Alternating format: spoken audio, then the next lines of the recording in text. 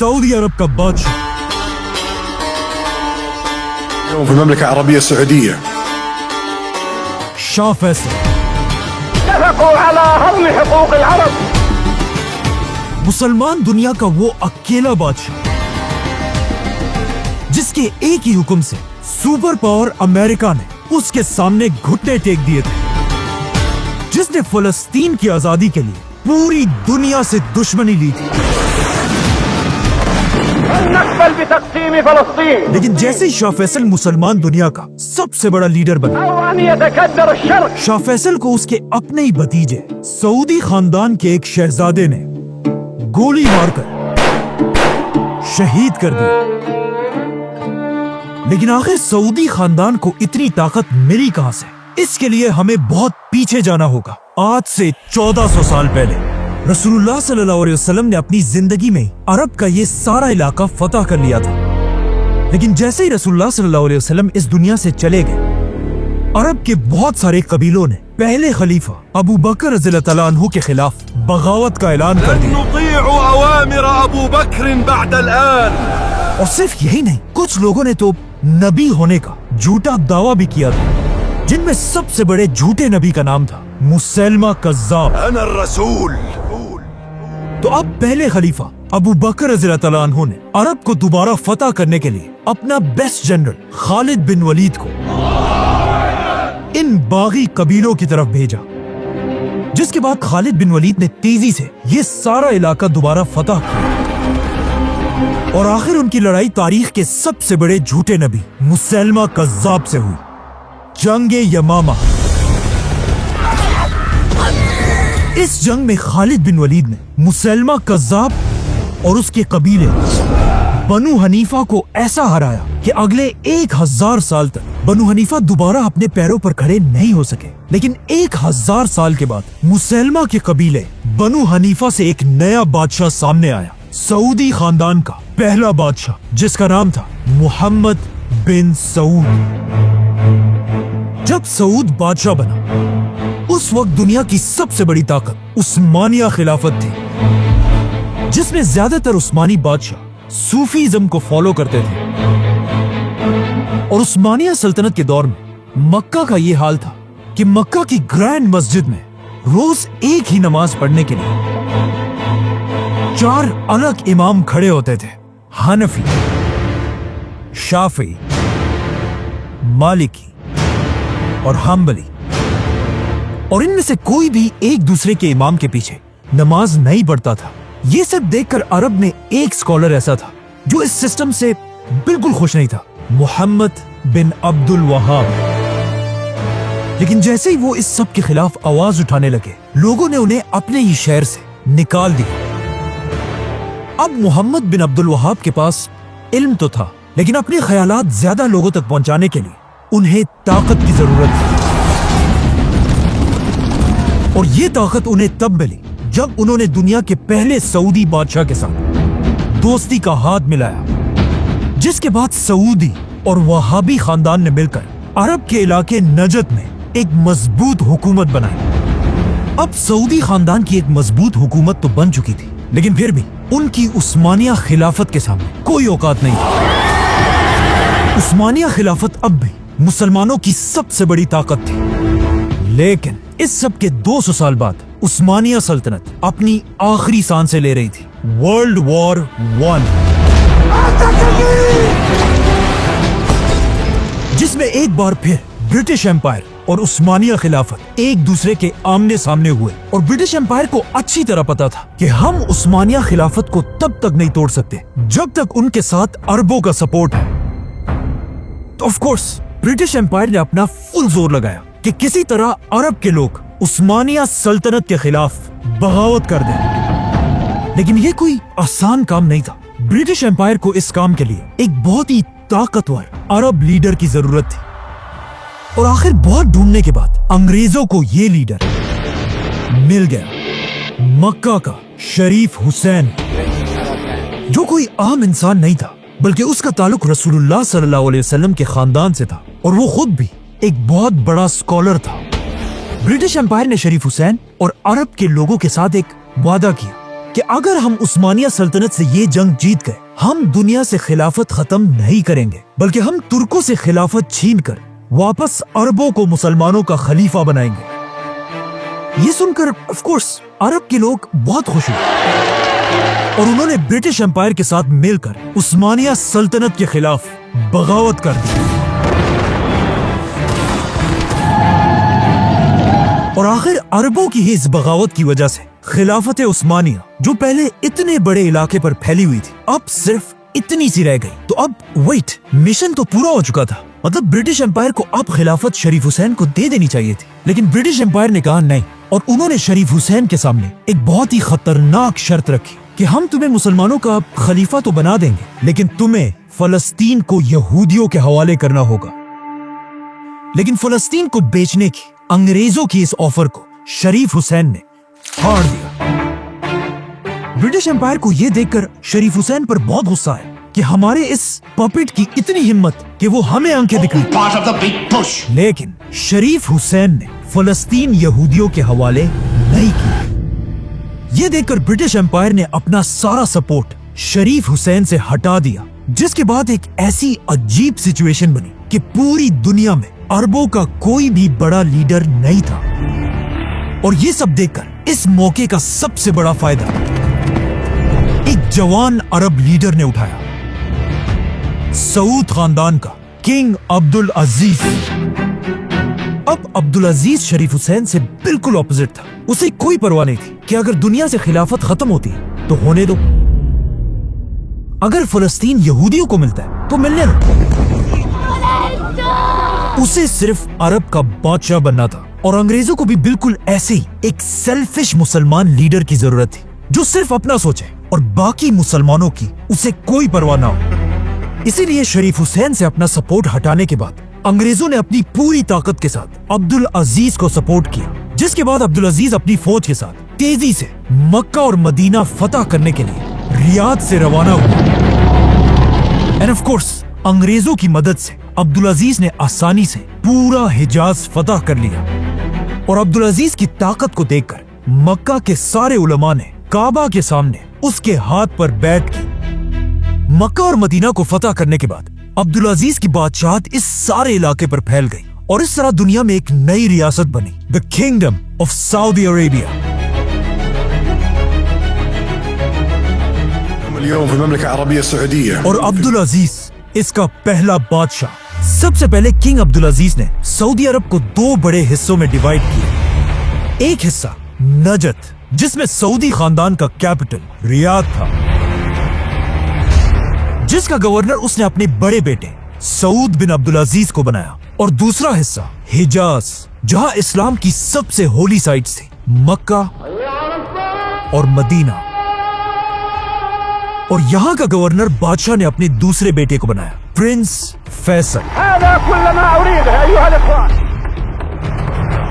اب جیسے ہی سعودی عرب ایک اسٹیٹ بنا، سعودی کے بالکل پاس ہی ایک ملک بحرین میں عرب کا سب سے پہلا آئل کا کنواں ڈسکور ہوا۔ of Middle Eastern oil as emissary to Arabia. یہ دیکھ کر عبدالعزیز نے بھی اپنے انگریز دوستوں کے ساتھ مل کر سعودی عرب میں تیل ڈھونڈنا شروع کیا، لیکن اگلے 6 سال تک ڈھونڈنے کے بعد بھی انہیں آئل کا ایک قطرہ بھی نہیں ملا۔ انہی انگریز سائنٹسٹ نے بعد میں اپنی کتاب میں لکھا ہے کہ ایک دن عرب کے ڈیزرٹ سے ایک غریب آدمی ان کے پاس آیا اور ہمیں ہاتھ سے پکڑ کر سعودی عرب کے علاقے دمام کی طرف لے کر گئے، اور ہمیں کہا یہاں پر ڈھونڈو، وہ تمہیں یہیں پر ملے گی، جو چیز تمہیں چاہیے وہ تمہیں یہاں ملے گی۔ اور اس طرح سعودی عرب میں دنیا کی سب سے بڑی آئل کی ڈسکوری ہوئی۔ the world's largest supplier of oil. Now جیسے ہی سعودی میں آئل کی ڈسکوری ہوئی، عبدالعزیز کی قسمت اتنی اچھی تھی کہ اس کے صرف 1 سال بعد دنیا کی سب سے بڑی جنگ شروع ہوئی، ورلڈ وار 2۔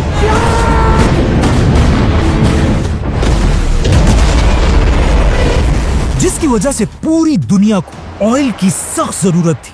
یہ دیکھ کر کنگ عبدالعزیز پوری دنیا کو سعودی کا تیل بیچنے لگا، جس کی وجہ سے سعودی عرب کی اکانومی 2000 ٹائمز بڑھ گئی، اور عبدالعزیز ایک غریب بادشاہ سے اب دنیا کا سب سے طاقتور بادشاہ بنا۔ اس جنگ میں ورلڈ وار 2 میں عبدالعزیز جرمنی کے ہٹلر کے خلاف अमेरिका के साथ मजबूती से खड़ा रहा, discuss mutual problems of trade and relations with Saudi Arabia. लेकिन वर्ल्ड वॉर 2 खत्म होते अब्दुल अजीज के अंग्रेज दोस्तों ने दुनिया में एक नया मुल्क बनाया, इजराइल।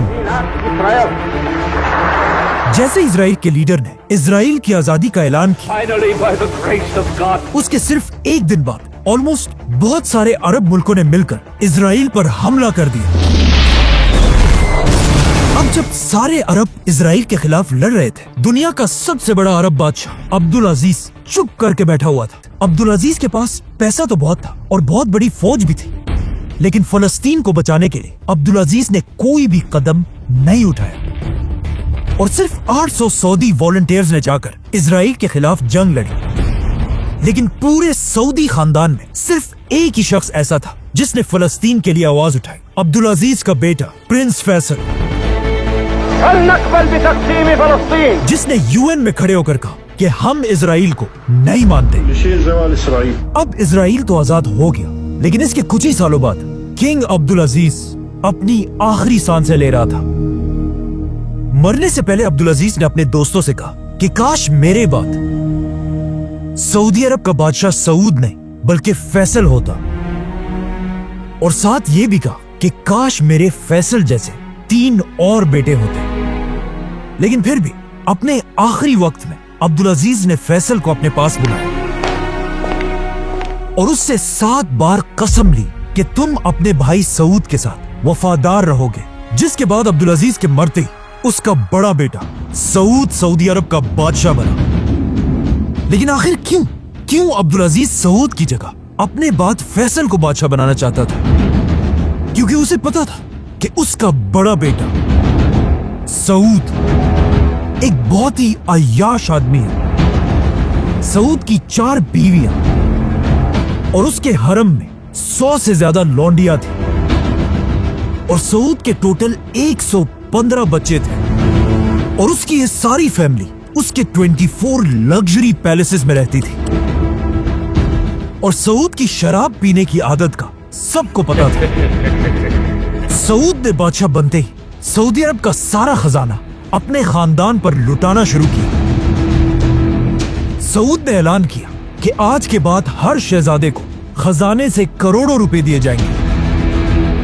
और सिर्फ यही नहीं, सऊद ने कर्जे ले लेकर सारे रॉयल शहजादों के लिए $1 बिलियन के पैलेसेस बनाने का हुक्म दिया, जिससे सऊदी अरब पर कर्जा डबल नहीं बल्कि ट्रिपल से भी बढ़ गया। अब जब सऊदी अरब का सारा पैसा अपनी अय्याशियों पर उड़ा रहा था, उसके खानदान में सिर्फ एक शख्स ऐसा था जो उसे बार बार इस सब से रोक रहा था, सऊद का भाई शाह फैसल। लेकिन सऊद ने शाह फैसल की बातें नहीं मानी, क्योंकि उसे पता था कि हम जितना भी कर्जा लें हमें कोई फर्क नहीं पड़ता। लेकिन ये उसकी बहुत बड़ी गलत फहमी थी, क्योंकि बहुत जल्द सऊद का सारा गुरूर टूटने वाला था। अब तक दुनिया में ऑयल सिर्फ सऊदी और कुछ ही बाकी कंट्रीज में था, लेकिन आहिस्ता आहिस्ता दुनिया के बाकी इलाकों में भी ऑयल डिस्कवर होना शुरू हुई, जिससे दुनिया में ऑयल की सप्लाई तेजी से बढ़ने लगी। Libya was the first company to find oil there in अब जब ऑयल की सप्लाई पूरी दुनिया में बहुत ही ज्यादा बढ़ गई, तो ऑफ कोर्स ऑयल की प्राइस नीचे गिरने लगी और सऊदी अरब के खजाने खाली होने लगे।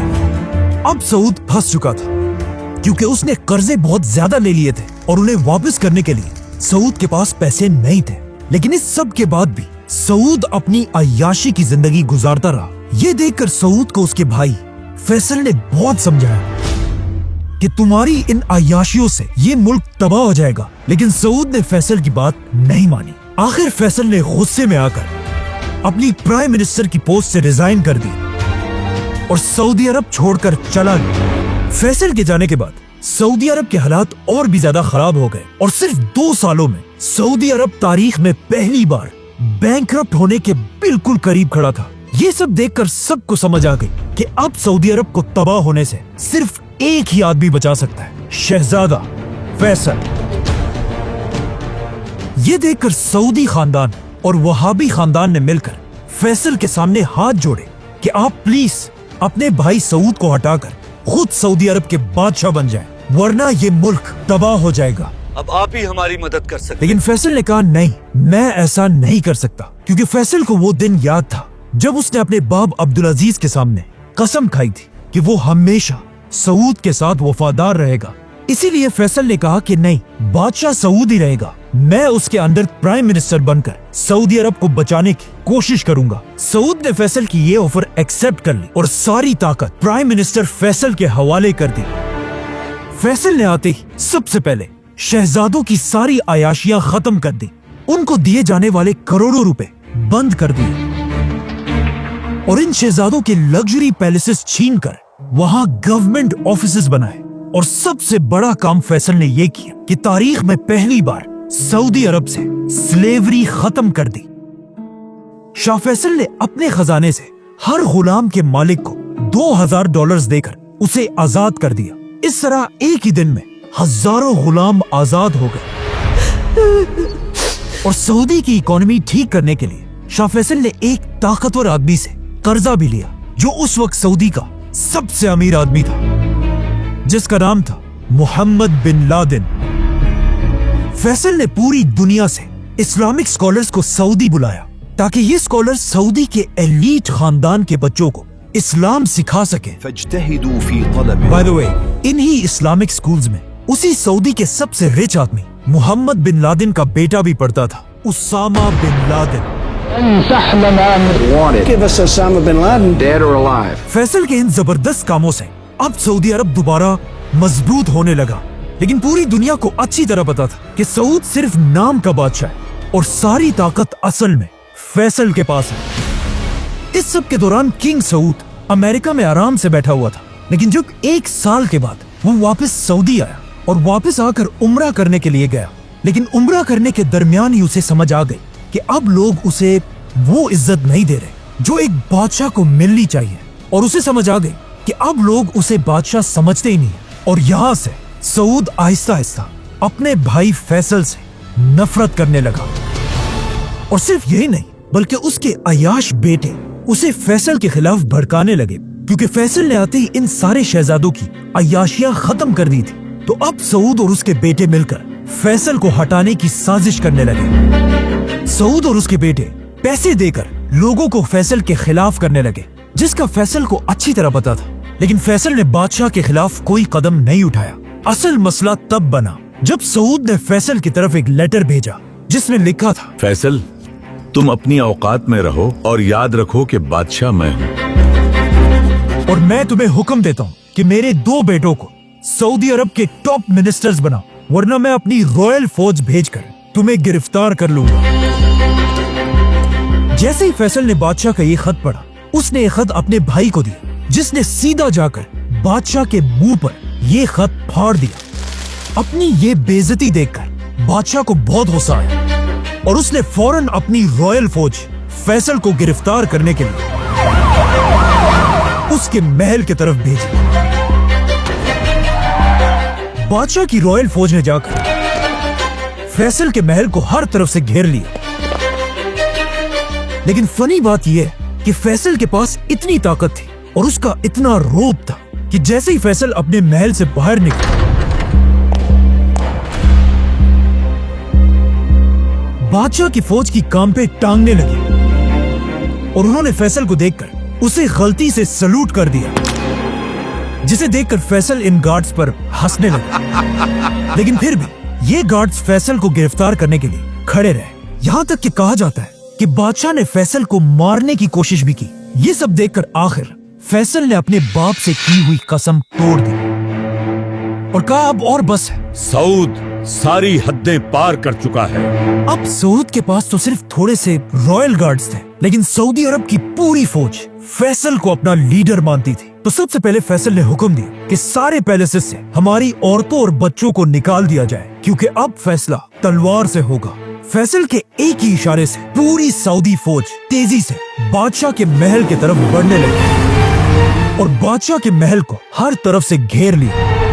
अब फैसल और सऊद एक स्टैंड ऑफ में खड़े थे, लेकिन फैसल की फौज बादशाह से बहुत ज्यादा थी, इसीलिए बादशाह अपनी फौज को लेकर पीछे हट गया और हालात इतने बिगड़ चुके थे कि अब इन दोनों भाइयों फैसल और सऊद का फैसला करने के लिए सऊदी अरब का मुफ्ती आजम मक्का से कैपिटल की तरफ आया, जो वहाबी खानदान का लीडर था। सऊद ये देखकर हैरान रह गया कि उसका अपना खानदान और सऊदी अरब के सारे उलमा बादशाह को छोड़कर फैसल के साथ खड़े थे।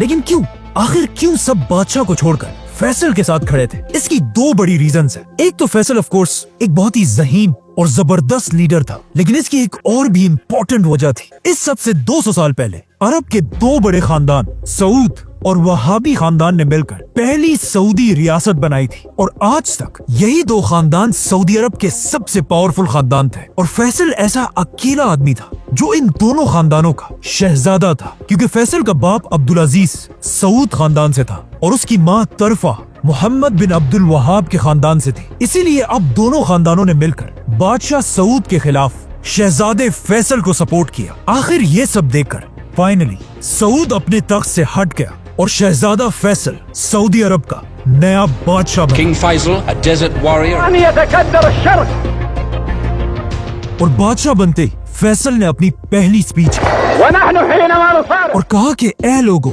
मुझे अपना बादशाह नहीं बल्कि अपना दोस्त और नौकर समझो, ونحن أيها الإخوة क्योंकि तुम्हारा बादशाह मैं नहीं बल्कि इस पूरी कायनात का सिर्फ एक ही बादशाह है, और मेरा ये तख्त कोई तख्त नहीं, तख्त भी सिर्फ अल्लाह का ही है। अब फैसल बादशाह तो सऊदी अरब के उलमा के सपोर्ट से बना था, लेकिन बादशाह बनते ही शाह फैसल ने कुछ ऐसे काम किए जिससे उलमा फैसल के खिलाफ होने लगे। फैसल ने बादशाह बनते ही लड़कियों के स्कूल्स, यूनिवर्सिटीज और इवन सऊदी अरब का पहला टीवी चैनल भी खोला, जिसमें मेल एंकर्स तो थे ही, साथ ही एक फीमेल एंकर भी थी। लेकिन सऊदी अरब के उलमा ये सब बर्दाश्त नहीं कर सकते थे।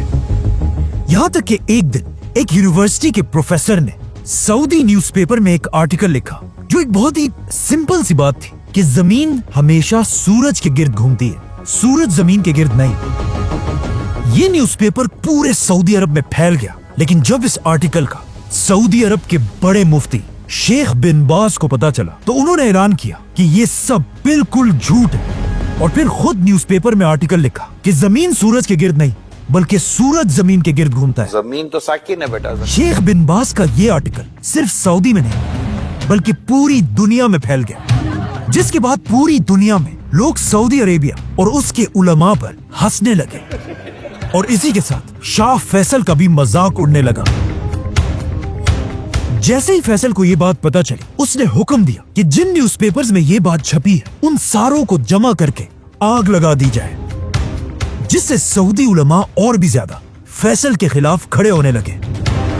बाय द वे, इस सब के 20 साल बाद एक सऊदी शहजादा पहली बार स्पेस गया, और वहां उसने खुद अपनी आंखों से दुनिया को घूमते हुए देखा, और वापस आकर उसने ये बात मुफ्ती आजम को बताई, जिसके बाद शेख बिन बाज ने अपनी गलती एक्सेप्ट की और उस पर सबसे माफी मांगी। इन शॉर्ट, उस जमाने के सऊदी उलमा इतना सख्त थे कि उन्होंने इवन वनीला आइसक्रीम को भी हराम कह दिया था।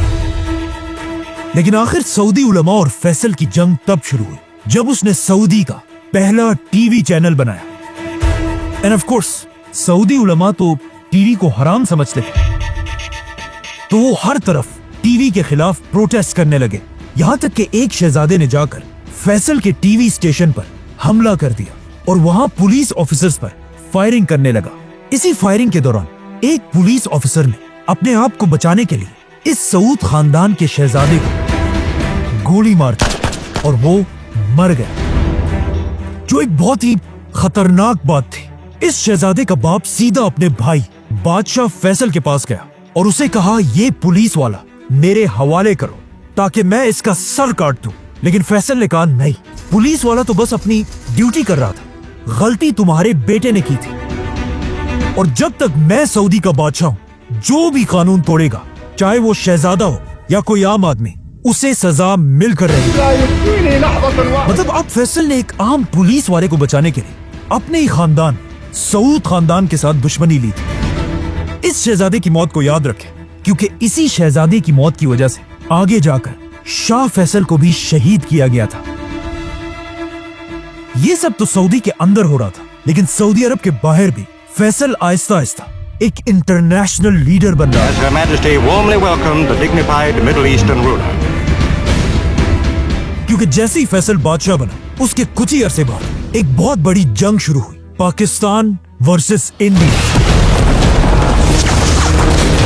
Why the Indians are so anxious to precipitate this war? जिसमें फैसल ने पाकिस्तान को फुल सपोर्ट किया और पाकिस्तान की फौज की मदद के लिए सस्ता तेल भेजने लगा, जिससे पाकिस्तान और सऊदी एक दूसरे के बहुत ही करीब आने लगे। और सिर्फ यही नहीं, बल्कि पाकिस्तान और इंडिया की जंग के बाद एक और जंग भी हुई, इजराइल और अरबों की जंग।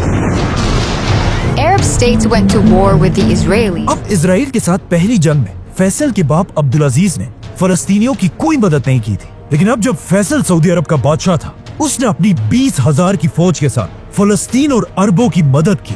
लेकिन फैसल की बहुत कोशिश के बाद भी अरब इजराइल से ये जंग हार गए, और इतनी बुरी तरह से हारे कि इस जंग के बाद इजराइल का साइज 3 गुना बढ़ गया। इजराइल से ये जंग बुरी तरह हारने के बाद कहा जाता है फैसल को इतना दुख हुआ कि किसी ने भी इस हार के बाद फैसल को कभी हंसते हुए नहीं देखा, और फैसल हर टाइम सिर्फ एक ही टेंशन में था कि किस तरह अब इजराइल से बदला लिया जाए। इजराइल ने इस जंग में जिन मुसलमान मुल्कों को तबाह किया था, फैसल ने अपने खजाने से उन सारे मुसलमान कंट्रीज को दोबारा अपने पैरों पर खड़ा किया, और यहाँ से फैसल पूरी दुनिया से फाइटर जेट्स, टैंक्स और वॉर शिप्स खरीदने लगा, ताकि सऊदी फौज को ताकतवर बनाकर फैसल इजराइल से बदला ले सके। अब जब फैसल इजराइल से बदला लेने की प्लानिंग कर रहा था, अचानक दुनिया में एक ऐसा वाकया हुआ जिसने पूरी दुनिया को हिला कर रख दिया। एक दिन एक क्रिश्चियन आदमी ने जेरूसलम में मुसलमानों की तीसरी सबसे होली साइट मस्जिद अक्सा को आग लगा दी, जिससे पूरी दुनिया के मुसलमान इजराइल के खिलाफ खड़े हुए। इस क्रिश्चियन ने मस्जिद अक्सा के अंदर सलाउद्दीन अयूबी के मिंबर को आग लगाई थी। ये वो मिंबर था जिसे सलाउद्दीन अयूबी ने 800 साल पहले खुद इस जगह पे रखा था, और अब ये मिंबर जलकर राख हो चुका था, और आहिस्ता आहिस्ता ये आग इतनी बढ़ गई कि मस्जिद अक्सा की छत का एक हिस्सा भी गिर गया। इस सब के बाद जब उस क्रिश्चियन से पूछा गया कि तुमने आखिर ऐसा क्यों किया, तो उसने जवाब दिया कि मैंने ये इसलिए किया कि जीसस क्राइस्ट दुनिया में तभी आएंगे जब मस्जिद अक्सा तबाह हो जाएगी। लेकिन अब इजराइल की हुकूमत की डिठाई देखे कि मस्जिद अक्सा को आग लगाने के बाद भी इजराइल की अदालत ने इस आदमी को कोई सजा नहीं दी, और कहा कि यह आदमी कोई टेररिस्ट नहीं बल्कि एक पागल है।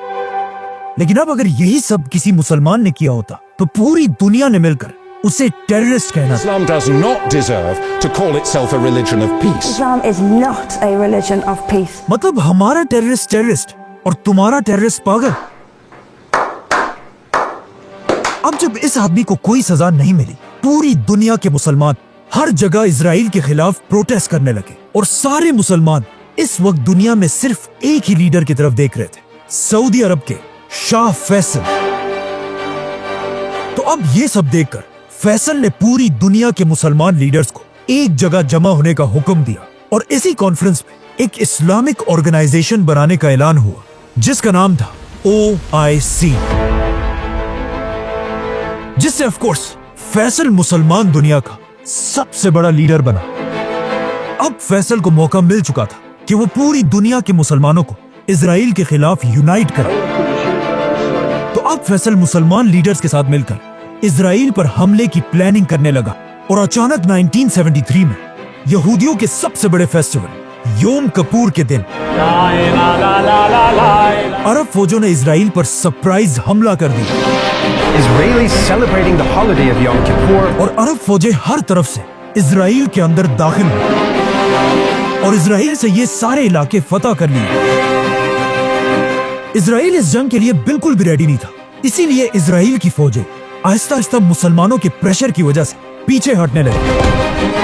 ये देखकर किंग फैसल ने मुसलमानों की फौज की तरफ मैसेज भेजा कि आज मेरे बेटों, तुमने हमारा सर फख्र से बुलंद कर दिया, लेकिन अब रुकना नहीं है, इजराइल के खिलाफ आगे बढ़ते रहो। ऐसा लग रहा था कि मुसलमान अब कुछ ही दिनों में इजराइल को बिल्कुल क्रश कर देंगे। लेकिन यहाँ इजराइल की मदद के लिए वो आया जिसका फैसल को डर था, super power America. The United States has stood by the side of Israel. अरब की फौज से डरकर इजराइल की प्राइम मिनिस्टर ने अमेरिका से मदद की भीख मांगी, और अमेरिका से रिक्वेस्ट की कि फौरन हमें $1 बिलियन की एड भेजी जाए, जिस पर अमेरिका ने जवाब दिया कि $1 बिलियन नहीं, ये लो $2 बिलियन और जाकर इन अरबों को सबक सिखा। इसके साथ अमेरिका ने इजराइल को फाइटर जेट्स, टैंक्स और मशीन गन्स भी भेजी और अमेरिका की इस मदद से इजराइल दोबारा अरब फौजों को पीछे धकेलने लगा। अब जब इस सब का मुसलमानों के लीडर किंग फैसल को पता चला, इस वक्त मुसलमानों का लीडर किंग फैसल अपने ऑफिस में बैठा हुआ था जब उसे अमेरिका की इस बदमाशी का बताया गया। फैसल को अमेरिका की इस हरकत पर इतना गुस्सा आया कि फैसल ने उसी वक्त अपना फोन उठाया और कहा फौरन ऑयल मिनिस्टर को मेरे सामने हाजिर किया जाए। जैसे ही ऑयल मिनिस्टर फैसल के पास पहुंचा, उस वक्त रात के 8 बज रहे थे और इनकी मीटिंग शुरू हुई। लेकिन ऑयल मिनिस्टर ने फैसल से कहा कि सऊदी के सारे टीवी चैनल्स 9 बजे बंद हो जाते हैं, तो अगर आपने कोई फैसला करना है तो अभी इसी वक्त करना होगा। जिस पर फैसल ने थोड़ा सोचा और कहा, लिखो, मैं सऊदी अरब का बादशाह फैसल बिन अब्दुल अजीज ये हुक्म देता हूं कि अमेरिका के तरफ भेजे जाने वाले सारे ऑयल को रोक दिया जाए और आज के बाद अमेरिका को अरब की तेल का एक कतरा भी नहीं मिलेगा। अरब में जिसके पास भी ऑयल था, उन सब ने फैसल के हुक्म पर लब्बैक कहा और अमेरिका की तरफ तेल भेजना बंद कर दिया। और अमेरिका खत्म, बाय बाय, टाटा, गया।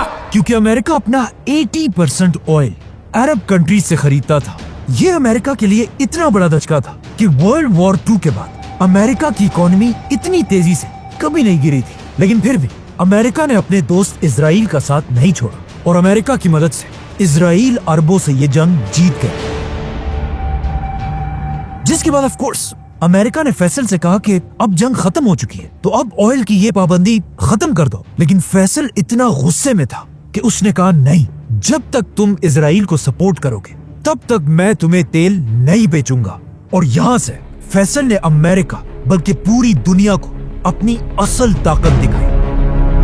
फैसल ने अरब ऑयल को एक वेपन में बदल दिया, जिससे अमेरिका की इकोनॉमी बिल्कुल टूट गई। अमेरिका में लोगों के पास गाड़ियां चलाने के लिए भी तेल नहीं था, बल्कि पेट्रोल स्टेशंस में बड़ा बड़ा लिखा होता था कि तेल को छोड़ो, गॉड को याद करो।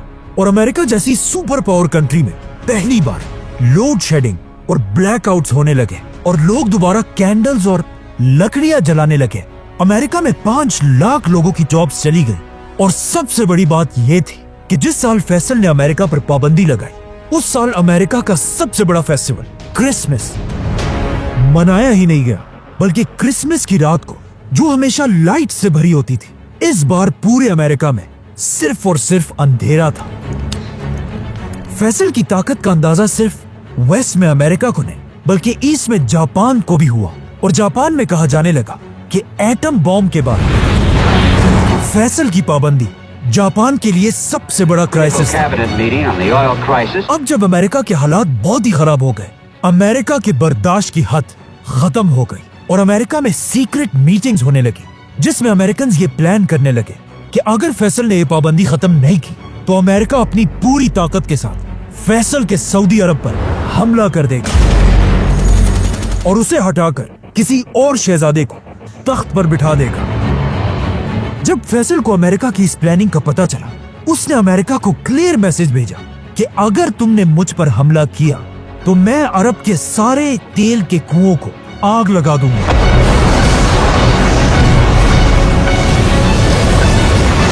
जिससे तुम्हारा अमेरिका तबाह हो जाएगा। ये सुनकर अमेरिका ने फैसल से कहा कि अगर तुम ऐसा करोगे तो तुम्हारा क्या होगा।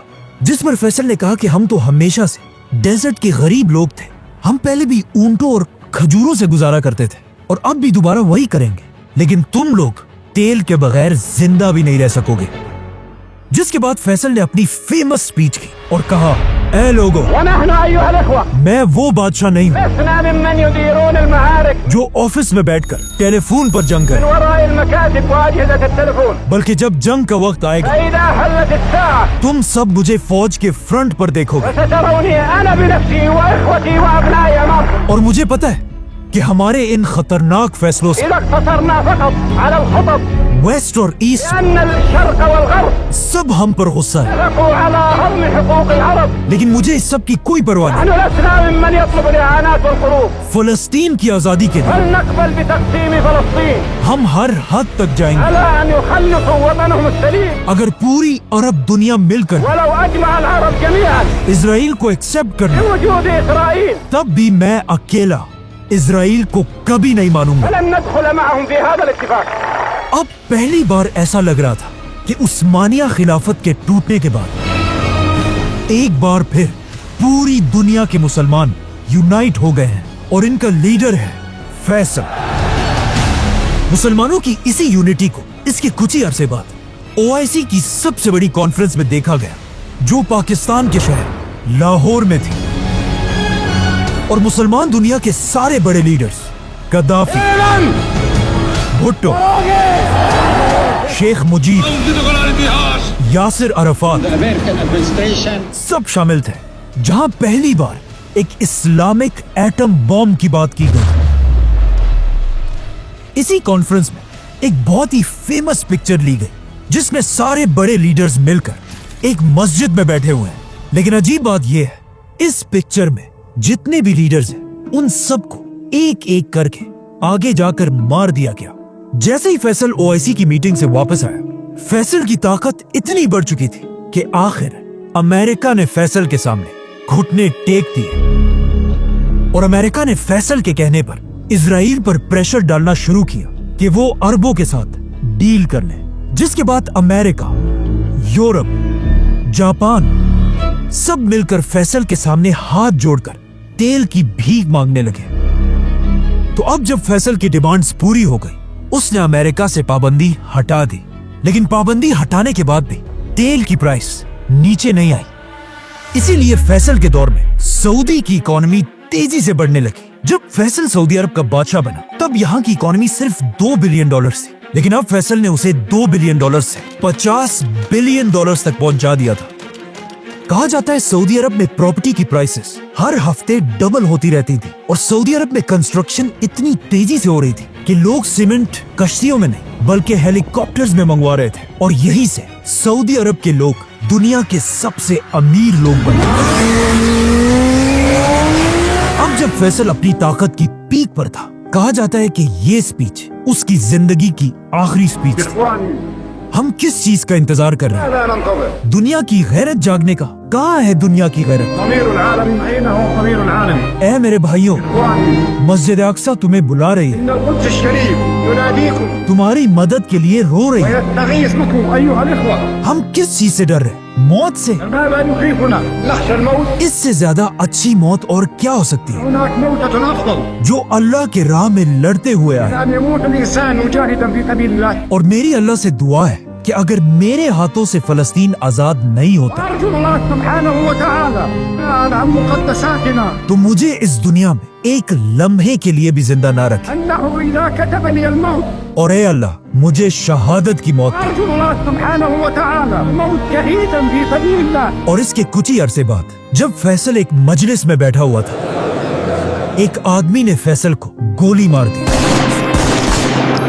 लोग शाह फैसल को उठाकर हॉस्पिटल लेकर गए, जहां कहा जाता है फैसल के आखिरी अल्फाज ये थे कि मैं अपने कातिल को माफ करता हूँ. फैसल की शहादत की खबर पूरी दुनिया में आग की तरह फैली और हर तरफ लोग रोने लगे. और दुनिया के सारे लीडर्स फैसल के जनाजे के लिए सऊदी अरब पहुंचे, जिसके बाद बादशाह फैसल की नमाजे जनाजा पढ़ाई गई. जब फैसल को दफनाने के लिए ले जाया जा रहा था, लोग उसकी गाड़ी को घेर कर चीख चीख कर रो रहे थे. और ये सारा कुछ उसी टीवी चैनल पर दिखाया जा रहा था जिसे फैसल ने शुरू किया था. और एंकर रो रो कर कह रहा था कि आज पूरी उम्मत मुस्लिमा का बाप मर चुका है. और इस तरह बादशाह फैसल को दफना दिया गया. अब जिस आदमी ने फैसल को मारा था वो कोई और नहीं बल्कि फैसल के अपने भाई का बेटा था. इसीलिए जब वो गन लेकर शाह फैसल की तरफ जा रहा था, किसी ने उसे नहीं रोका, क्योंकि वो खुद भी एक शहजादा था. और जैसे ही फैसल अपने भतीजे से मिलने के लिए उसके पास गया, फैसल के भतीजे ने उसके सर पर 2 गोलियां मारी और फैसल को शहीद कर दिया। शाह फैसल को मारने के बाद जब उसके भतीजे से पूछा गया कि तुमने आखिर क्यों ऐसा किया, तो उसने एक बहुत ही स्टूपिड और अजीब जवाब दिया। उस शहजादे ने कहा, आज से 10 साल पहले मेरे एक भाई ने फैसल के बनाए हुए टीवी स्टेशन पर हमला किया था, जिसके बाद पुलिस वालों ने मेरे भाई पर फायरिंग करके उसे मार दिया था। और मुझे गुस्सा तब आया जब फैसल ने मेरे भाई का बदला लेने के बजाय उस पुलिस वाले को माफ कर दिया। और आज मैंने 10 साल बाद फैसल को मारकर अपने उसी भाई का बदला पूरा कर दिया है। अब क्वेश्चन ये है कि इस शहजादे को अपना भाई 10 साल बाद कैसे याद आया, और पिछले 10 साल से ये शहजादा था किधर? ये शहजादा पिछले 10 साल से अमेरिका में एक अय्याशी की जिंदगी गुजार रहा था और वहाँ क्लब्स, ड्रग्स और गर्लफ्रेंड्स पर अपने सारे पैसे उड़ा रहा था। बल्कि ये इतना अय्याश था कि एक बार अमेरिका में इस शहजादे को ड्रग्स यूज करने पर गिरफ्तार भी किया गया था। मतलब 10 साल तक इसको अपने भाई के मरने की कोई परवाह नहीं थी। फैसल पर हमले से कुछ ही अरसा पहले ये अमेरिका से वापस सऊदी आया। आज दुनिया के बहुत सारे लोग समझते हैं कि फैसल को किसी बदले की वजह से नहीं, बल्कि अमेरिका और इजराइल पर पाबंदी की वजह से मारा गया था। क्योंकि अगर देखा जाए, फैसल के मरते ही सबसे बड़ा फायदा अमेरिका और इजराइल को ही हुआ था, क्योंकि फैसल की शहादत के फौरन बाद इजराइल और अरबों ने दोस्ती का हाथ मिलाया और सारे अरब कंट्रीज आहिस्ता आहिस्ता इजराइल को एक्सेप्ट करने लगे। और फैसल के बाद आज तक किसी भी सऊदी बादशाह ने दोबारा अमेरिका के सामने सर उठाने की हिम्मत भी नहीं की। फैसल की शहादत के कुछ ही घंटों बाद सऊदी खानदान ने अपना नया बादशाह सेलेक्ट किया, किंग खालिद बिन अब्दुल अजीज, जिसने आते ही हुक्म दिया कि फैसल पर हमले करने वाले शहजादे का सबके सामने सर काट दिया जाए। लेकिन नए बादशाह के आते ही मुसलमानों की तारीख का सबसे खतरनाक वाकया पेश आया, काबा पर हमला।